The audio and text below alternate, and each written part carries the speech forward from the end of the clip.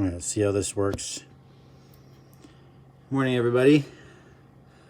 Whoever's out there, my name's Samata, and I'm starting a vlog series here on Chronicles on the Hook. And this is just going to be documenting my kind of transition, albeit slow, back to vagabond life. Sorry, I got a propane solenoid that's still on. I want to turn off. And yeah, I want to start this vlog because it's actually the beginning of a pretty big chapter shift in my life. And I'm not sure how much detail I'll go into it here.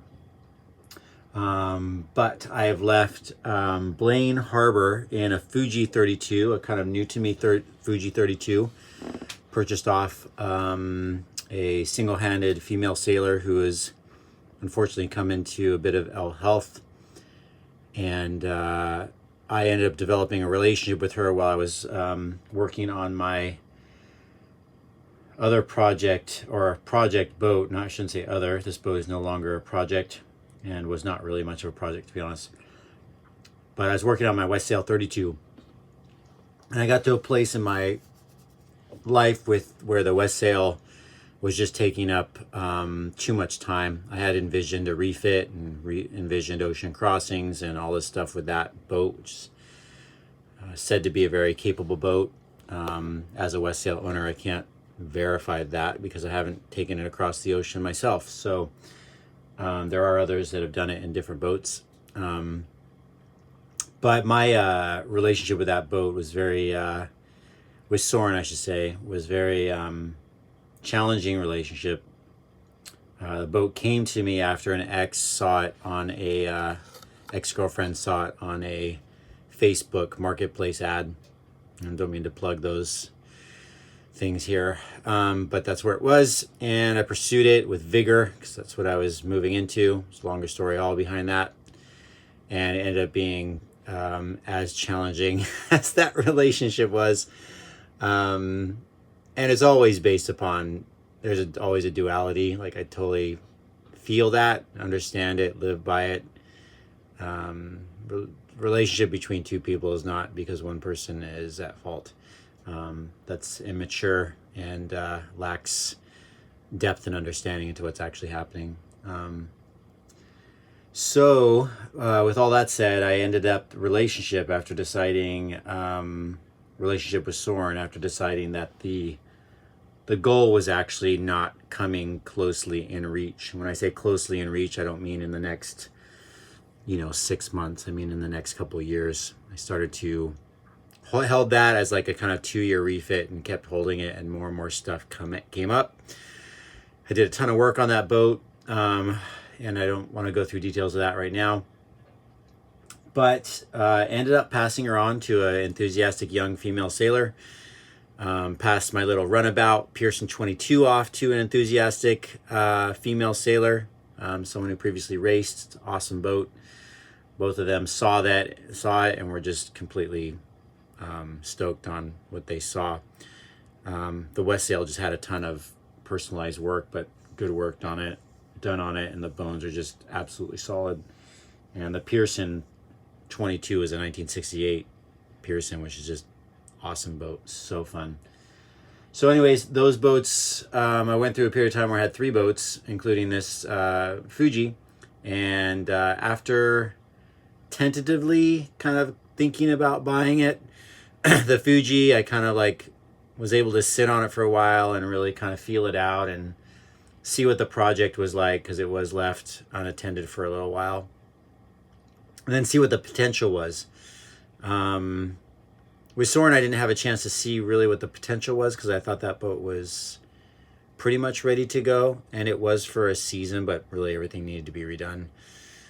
With this boat, I was able to kind of look more closely after the lesson I learned from doing so much in-depth work on Soren, and gave her a proper, thorough survey, really. Assessed that she was a good value, and maybe some elbow grease would bring up the value of the boat, right after I purchased it. And then she just, we got a good relationship and it got into a good relationship, me and the previous owner, and she was, at the end, she's like, I really just want to see this boat sail again, as we often do. I mean, I gave away my West sail. I didn't charge a dime for it because I just wanted to see it to go in the hands of someone that would really care for her and make her her own and love her versus flip her or turn her around or whatever.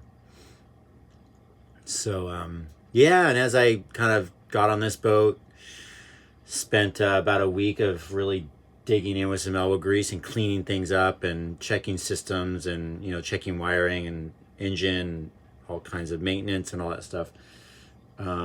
Yeah, she took me on a really beautiful trip through the San Juans for a couple weeks with my son, and became the boat that I needed right now.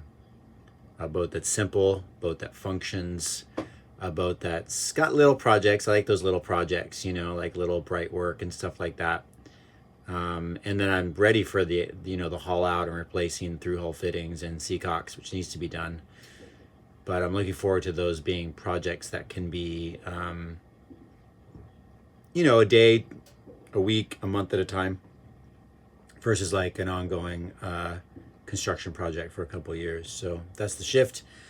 And this will kind of start this chapter. I just moved out of the same Marina that Soren was, my West Sail 32, and kind of fully passed on the Pearson to the other person. And now I'm in this chapter where I'm on the hook out here and continuing my construction work. That's going fine. I'm enjoying that work. I don't have any other options. I'm not really seeking any other options right now. But yeah, it's a big chapter for me to open up. And there's more, I guess, about the even the details of letting go of Soren. She ended up being a little sticky energetically. I guess I could say here with like a kind of brief, fiery, romantic relationship with the new owner, which is interesting because that's how I approached Soren, was just passionate fire, like wanted the boat, and we did fine. We mature enough to enjoy that relationship for what it was, and then move forward with friendship and mutual respect. So, but man, I got sticky there for a little while. Got pretty intense, pretty sticky. We came out the other side all right. So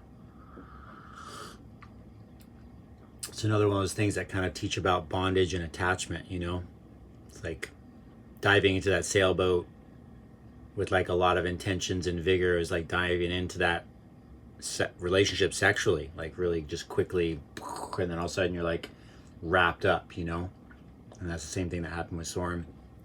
So anyways, here I am. I'm on the Fuji 32. I'm out at Fairhaven.